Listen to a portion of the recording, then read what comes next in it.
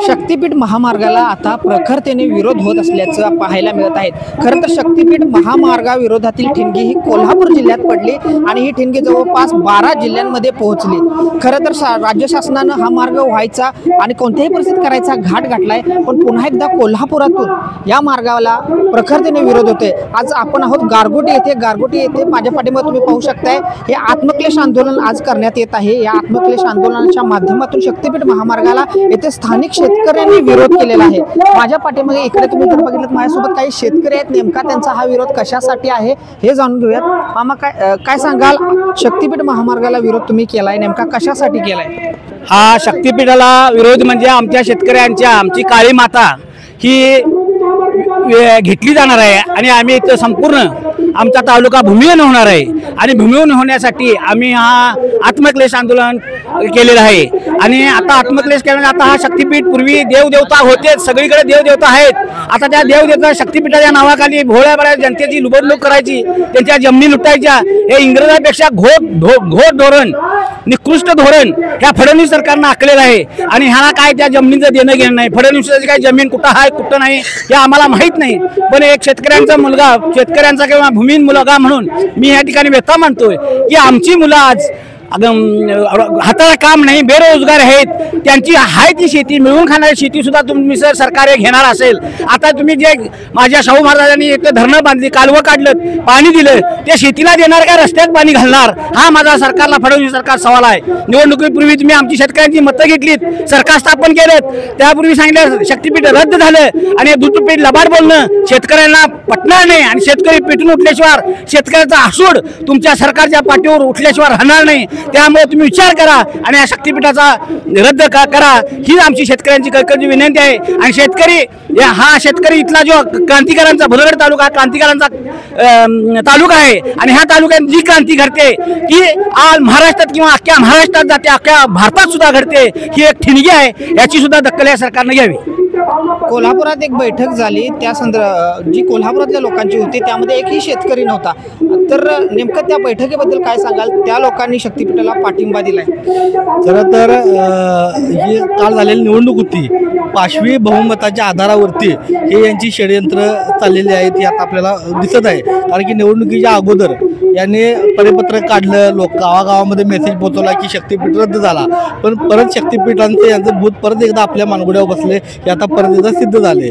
दुसरी एक गोष्ट अशी की शक्तीपीठ जसं की सर्व देवतांना जोडण्यासाठी हा रस्ता केला असं म्हणत आहेत। मला एकदा फडणवीस साहेबांना आमचं एक मत आहे की साधारण कुठली वारी अशी आमची गोव्याला जाते, एखादी दिंडी जाते किंवा असा कोणता देव एकदा गोव्यात हे तर एकदा आम्हाला सांगा। आम्ही पंढरपूरच्या वाऱ्या बघितल्या, काशीला जाते लोक बघितली, धार्मिक स्थळांना जोडण्यासाठी गोव्याला असं कोणतं धार्मिक स्थळ आहे हे एकदा फडणवीस साहेब तुम्ही आम्हाला सांगा। आणि या ठिकाणी सर्वपक्षीय तर आहेत, पण स्वाभिमानी शेतकरी संघटना या मोर्चात शक्तीपीठ विरुद्ध ताकदीने उतरलेला आहे आणि राव शेट्टी साहेबांनी तसे प्रत्येक कार्यकर्त्याला आदेश दिलेले आहेत। शक्तीपीठ महामार्गाला तुम्ही विरोध करताय, नेमकं काय कारण असू शकतं? आणि दुसरीकडे याच गारगोटीमध्ये शक्तीपीठ महामार्गाला समर्थन करणारे काही पत्र गेलेले आहेत, काय नेमकं आहे मेन मुद्दा? तुम्ही आता विचारलेल्या प्रश्नाला मी उत्तर देतोय। आता जे भुदरगडमध्ये तुम्ही म्हणताय की समर्थन दिलंय, असं ॲक्च्युली ज्याची जमीन जात्या तो शक्यतो समर्थन देणार नाही आणि त्यांचे बगलबच्चे असतील त्यांनी दिलं असेल। आणि आतापर्यंत जेवढे ज्या बाधित शेतकरी आहेत तो एकही शेतकरी असं म्हणत नाही की माझी जमीन जाऊ दे किंवा मला हे होऊन दे, असं कोणच आपल्या मातेला किंवा आईला कोणी विकायला तयार होणार नाही आहे। आतापर्यंत आपली संस्कृतीच तशी आहे भारताची की आपल्या आईला कोण विकत नाही, आपली आई आहे।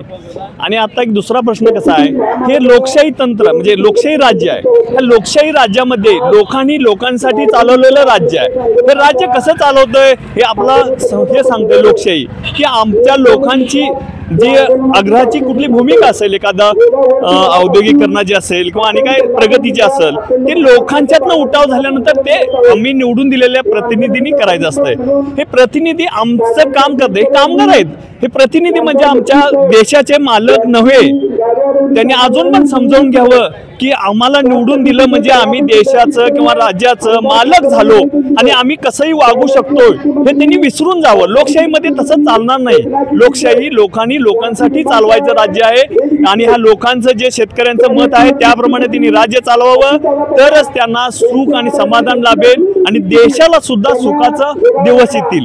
आपला शेतीप्रधान देश आहे, शेतीप्रधान शेतीलाच महत्व द्या. तुम्ही बाकी इतर कुठल्याही गोष्टीला हे करू नका.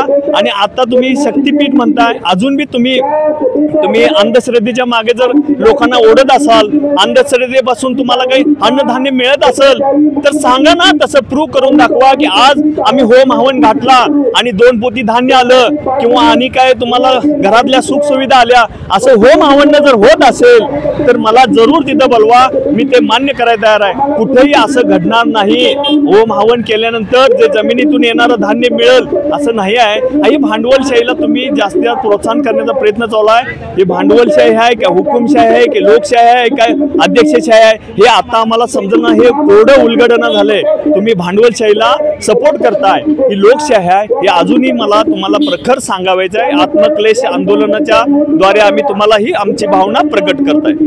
कुठेतरी कोल्हापूर जिल्ह्याला वगळलं होतं यातून असं पहिल्यांदा सांगण्यात आलं, पण आता नेमकं तेच सत्य आहे की काय?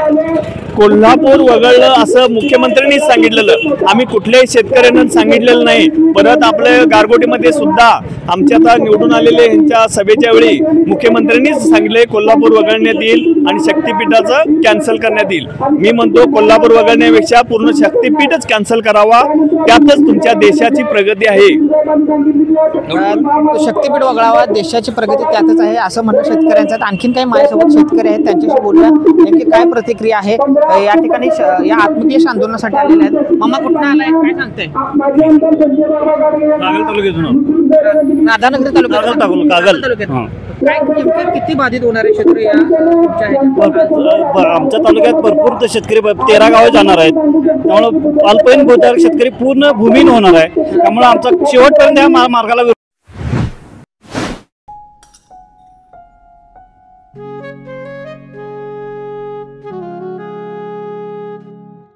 बाबा आज येताना बासुंदी घेऊन या ना. अगं कालच आपण आईचा वाढदिवस होता म्हणून आणली होती ना.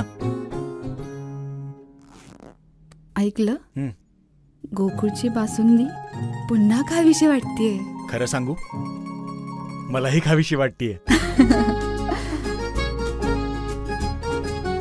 पुन्हा पुन्हा खावीशी वाटणारी गोकुळ बासुंदी.